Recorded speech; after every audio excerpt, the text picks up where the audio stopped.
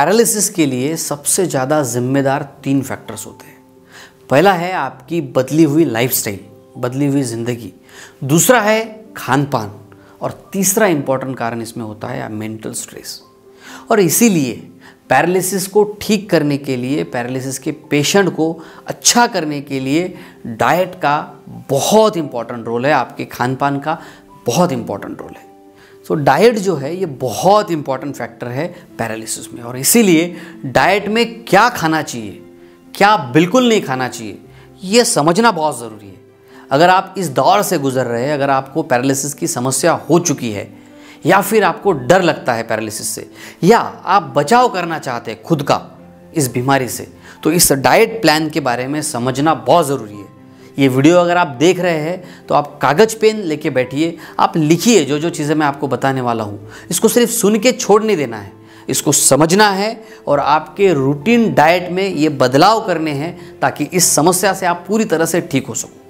Doctor Tong से homeopathy ये channel subscribe करें, बेल आइकॉन पर क्लिक करें तथा लाइक और शेयर करें। बीमारी से मुक्त स्वस्थ जीवन जिए। नमस्कार, मैं डॉक्टर शीतल टोंग से आपका बहुत बहुत स्वागत करता हूं मेरे इस यूट्यूब चैनल पर। पैरालिसिस में क्या खाए क्या ना खाए ये समझना बहुत इंपॉर्टेंट है। सबसे पहले समझते हैं कि क्या खाना चाहिए, आपके डाइट में आपने क्या बदलाव करना चाहिए। पहला और महत्वपूर्ण जो बदलाव है वो है आपने बीन्स खाना शुरू करना चाहिए। कौन कौन से बीन्स? गवार है, मटर है, मूंग है, राजमा है, चना है, बरबटी है, मसूर है। इन चीज़ों को आपके खाने में आपने इस्तेमाल करना ही चाहिए। इसकी लिस्ट बनाइए और आपके किचन में लगा दीजिए। आपके डाइट में बीन्स रोज होने ही चाहिए। ये बीन्स खाना इम्पॉर्टेंट क्यों है? क्योंकि ये बीन्स में विटामिन बी और फॉलिक एसिड अधिक मात्रा में होता है, जो 20% तक स्ट्रोक की संभावना को कम करते हैं। और इसीलिए आपके डाइट में कंपलसरी बीन्स होने चाहिए। ये याद रखिए, लिख के रखिए। दूसरी इंपॉर्टेंट चीज़ जो मैं आपको रिकमेंड करूंगा वो है बादाम। रात को 4 बादाम भिगोइए, सुबह याद से खाइए, बहुत ज़रूरी है। उसी के साथ साथ आपको सोयाबीन का भी इस्तेमाल आपके खाने में करना है। आप सोया मिल्क ले सकते हैं, आप टोफू ले सकते हैं। सो बादाम और सोया ये दोनों चीज़ें आपके डाइट में बहुत इंपॉर्टेंट है। तीसरी जो इंपॉर्टेंट चीज़ है वो है हरी सब्जियाँ। और गाजर आप खा सकते हैं, आप बीट खा सकते हैं, सभी प्रकार की हरी सब्जियाँ आप खाइए, ये बहुत ज़रूरी है। इसी के साथ साथ मैं आपको फल खाने की भी एडवाइस करूँगा। उसमें भी मैं आपको एडवाइस करूँगा कि आप केला रेगुलरली खाइए, रोज़ एक केला कम से कम खाइए। क्यों? क्योंकि केले में पोटेशियम होता है जो आपके शरीर के लिए बहुत ज़रूरी है। क्या आप जानते हैं, अगर 1.5 ग्राम से कम आपके शरीर में प्रतिदिन पोटेशियम हो तो स्ट्रोक की संभावना बढ़ सकती है। इसीलिए आपने केले का सेवन ज़रूर करना चाहिए। और बाकी फल भी आप खा सकते हैं, जैसे आप एप्पल खा सकते हैं, आप तरबूज खा सकते हैं, स्ट्रॉबेरी आपने खाना चाहिए, अनार आपके लिए बहुत ज़रूरी है। लेकिन इनके साथ साथ केले को बिल्कुल भी भूलना नहीं है। और ज़रूरी फूड आपने जो लेना ही चाहिए वो होता है मैग्नीशियम रिच फूड। सो मैग्नीशियम किन चीज़ों में होता है? नट्स में होता है। इसीलिए बादाम, जैसे मैंने पहले बताया, बादाम, काजू, मनुका, इन चीज़ों का रेगुलरली इस्तेमाल कीजिए। और अगर आप नॉन वेजिटेरियन हैं तो मछली आपको मैं डेफिनेटली रिकमेंड करूंगा, क्योंकि मछली में ओमेगा 3 फैटी एसिड होता है जो आपके बॉडी के लिए बहुत इंपॉर्टेंट है और स्ट्रोक से आपको बचाने के लिए भी बहुत इंपॉर्टेंट है। सो मछली आप अगर once in a week, twice in a week लेते हैं तो बहुत ही अच्छा, इसको भी अपने डाइट में इस्तेमाल कीजिए। इसी के साथ साथ विटामिन डी के लिए आप मशरूम खा सकते हैं। पानी बहुत ज़्यादा पीजिए। काफ़ी लोगों को मैं देखता हूँ काम में भूल जाते हैं पानी पीना, तो ज़्यादा से ज़्यादा पानी पीजिए। और एक इम्पॉर्टेंट चीज़ जो आजकल लोग काम की वजह से अवॉइड करने की कोशिश करते हैं वो है एक्सरसाइज। याद रखिए, आपको खुद को एक्टिव रखना बहुत इंपॉर्टेंट है। एक्सरसाइज रेगुलरली कीजिए। और उसमें भी अगर आपको पैरालिसिस से बचना है या इससे ठीक होना है तो walking is the best exercise. चलना शुरू कीजिए।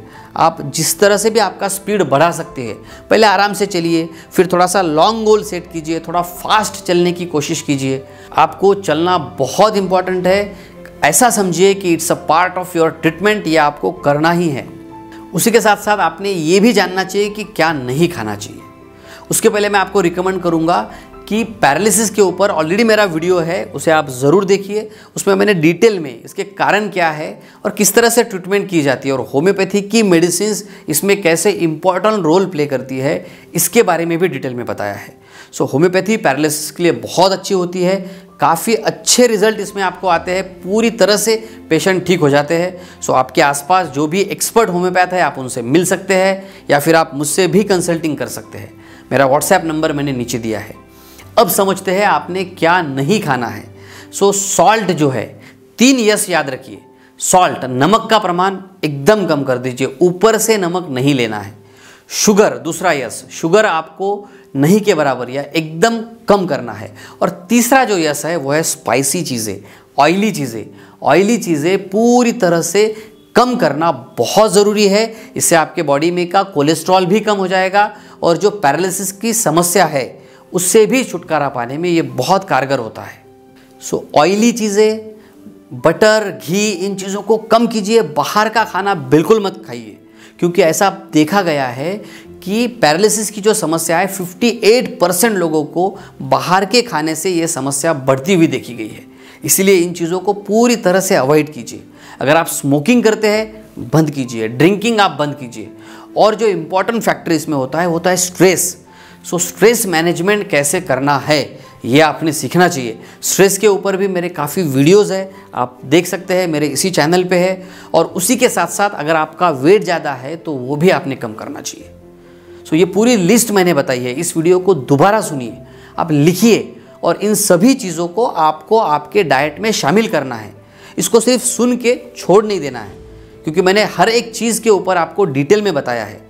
इन चीज़ों को अगर आप इस्तेमाल करेंगे तो बहुत आपको बेनिफिट मिलने वाला है। ये सब आपके हाथ में है, ये फ्री है, या आप घर बैठे ही सब चीज़ों को कर सकते हैं। सो आशा करता हूँ ये चीज़ें आपको बहुत पसंद आई होगी। अगर ये आपको बातें अच्छी लगी तो मुझे कमेंट करके ज़रूर बताइए, क्योंकि मैं आपके कमेंट को डेफिनेटली रिस्पॉन्स भी करूँगा और आपके कमेंट्स मुझे मोटिवेट भी करेंगे। तो नेक्स्ट वीडियो आप किस टॉपिक पे चाहते हैं ये भी आप मुझे कमेंट कर सकते हैं।